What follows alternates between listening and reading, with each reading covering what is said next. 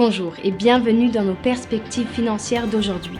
Rejoignez-nous aujourd'hui pour notre analyse du monde financier, des derniers événements et des dernières informations sur les marchés.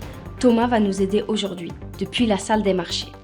Le Congrès du Salvador a approuvé une loi visant à créer un fonds de 150 millions de dollars pour faciliter les conversions de Bitcoin en dollars américains avant l'adoption prévue de la crypto-monnaie par le pays d'Amérique centrale.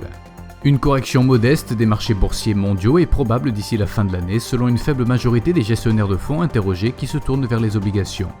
Les actions européennes ont terminé en baisse, réagissant à une accélération de l'inflation dans la zone euro et aux commentaires de Rob Holtzman, membre du conseil des gouverneurs de la BCE, selon lesquels la Banque centrale devrait discuter de la fin du stimulus monétaire de l'ère pandémique. Les actions Volkswagen ont connu une légère correction à la hausse lors de la dernière session, gagnant 0,2%, l'indicateur MACD indique un mouvement haussier.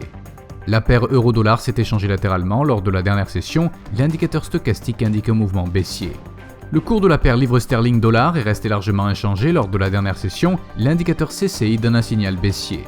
La paire dollar australien-dollar américain a augmenté de 0,3% lors de la dernière session, l'indicateur ROC donne un signal haussier. Le PMI manufacturier de l'ISM aux États-Unis sera publié à 14h GMT, les investissements étrangers dans les actions japonaises à 23h50 GMT, le PMI manufacturier de Markit aux Pays-Bas à 7h GMT.